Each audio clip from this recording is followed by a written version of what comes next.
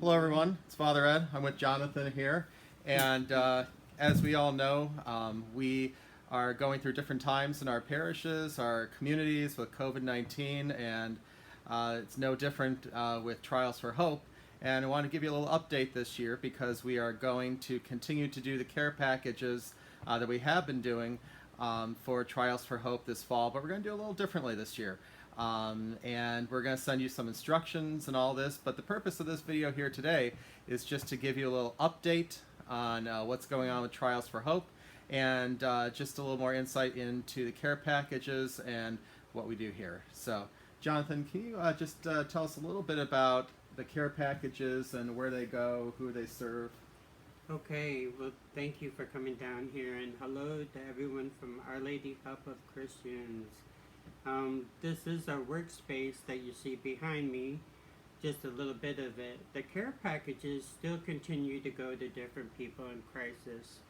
Not only do the homebound that live in tents enjoy them, but also people that are in families inside. Being offered the basic needs are so important right now, especially the hand sanitizer and other things, because the fact that we're going through an epidemic or a pandemic now. The basic needs continue to be so extreme, and now we're adding more people to our list to serve. We have more families that don't have basics. So the packages go to families, they go to homebound, they go to shut-ins, they go to people, again, who don't have basic luxuries. It's not like I don't have steak, so today we're going to have to suffer with lobsters. I don't have toilet paper, so what church do I have to stand in line for? The severity continues to be to the most extreme, so we continue to need the help. And so, Jonathan, Trials for Hope has been going this entire time through all of coronavirus. We haven't stopped. You haven't stopped, right? But, I'm ready for a vacation. I'm sure we all are. I'm sure we're all waiting for this pandemic to settle down absolutely. and to be a little bit more normal. One life gone is too many. Yeah, absolutely. Can you tell us a little bit about what has been different or the demands that are different that you've been seeing because of coronavirus? Well, the demands have increased. Some of the other demands have been like people need help with rent. People need help because their hours have been cut or their jobs have been lost. We have more people in need of adult diapers. Their insurances have changed and they had to choose between, do I have medical for hospital or do I have to pay for my diapers, but I have SSI, and now I have to choose between food or diapers for dignity. Mm-hmm. We have many adults that have to choose this, and that's not okay. So now more money has to be delegated to different needs.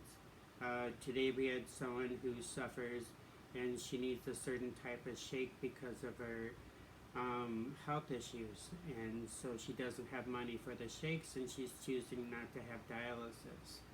So now more money has to be spent, but her quality of life is in question.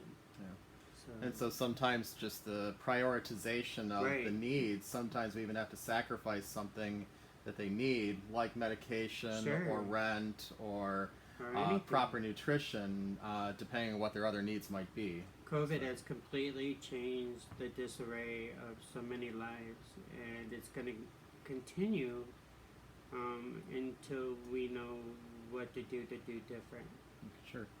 And I think, too, at Our Lady Help of Christians, we're looking forward to continuing our partnership with Trials for Hope and providing what we can, especially to make, not only to bring a little comfort to people in the holiday time, but also at the same time to help provide for some of those basic needs, whether it be through the donations in the care packages or cash donations to Trials for Hope. In any different way we can continue to help meet those needs so people don't have to sacrifice their dignity, they don't have to sacrifice medication or their health because one priority over another, and all those needs can be met. And so to help do the care packages this year, we're doing stuff, as I said, a little bit differently. And what we're going to do, because of the coronavirus and because of the pandemic situation and social distancing or physical distancing. I mean, we always want to be close socially, but the physical distancing, we are going to, yes, Jonathan is displaying how to properly wear the mask that I'm not wearing right now, but you can all yell at me later. But anyway, so this year what we've done is we've created a way in which you can continue to help with the care packages. And what we are going to do is we have an Amazon page set up that we will link to have on our parish website. We'll also have it through our flock note system, so you can access that, and then those items will be shipped directly to Teresa Byler's house, and which then she's going to coordinate how those bags are being put together. So so you can do that. You can also send a cash donation. Teresa can collect those.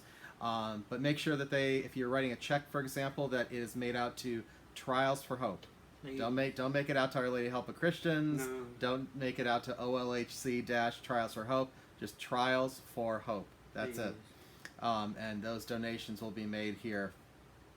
And so that's kind of loosely how we're doing that. We're going to provide further instruction written out on our parish website.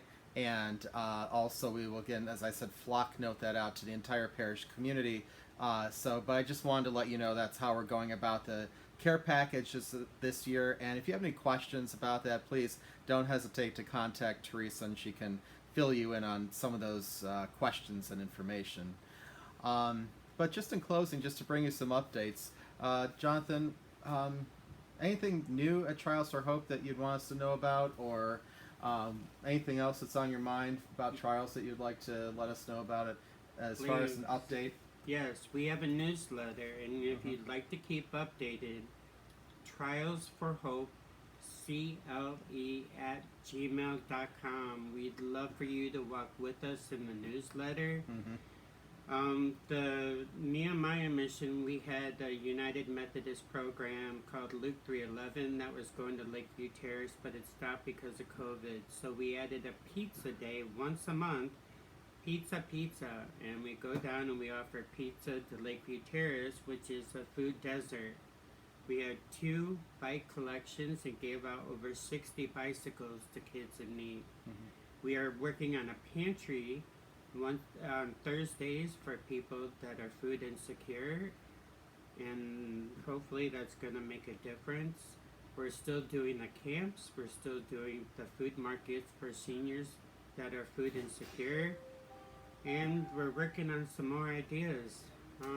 Jonathan, one of the things that I heard that maybe somebody might not know what it is can you tell us what a food desert is? A food desert is a place that doesn't have a lot of food pantries by them, or they don't have a way to get to the food deserts. And there's probably also a lack of grocery stores in the area too, so the ability to there's a lot of lack access of food. ways to get to there. If you live on 25th down the hill by St. Malachy Center and the closest grocery store is Dave's, then you have to walk up the hill, and if you're 80 years old on oxygen, that's a heck of a walk. So that's why we go twice a month and we deliver the food and cleaning items and personal care to people who are homebound. So not only does the money come and help us with other programs, but it also helps us pay for the cleaning items and the toiletries. And you're right, Jonathan, because I did do an internship when I was in the seminary out at St. Malachy, so I understand the area fairly well. I wouldn't say I'm an expert, but I understand exactly what you're talking about, and there do present the challenges. Even though there might be somewhat considered grocery store nearby, it's still very difficult for some people, depending on your conditions, to get to. Right, in that hill on 25th, a month ago we had a guy who was outside living, and he went to the corner store on 28th, and they jumped him, and he passed away because his brain bled.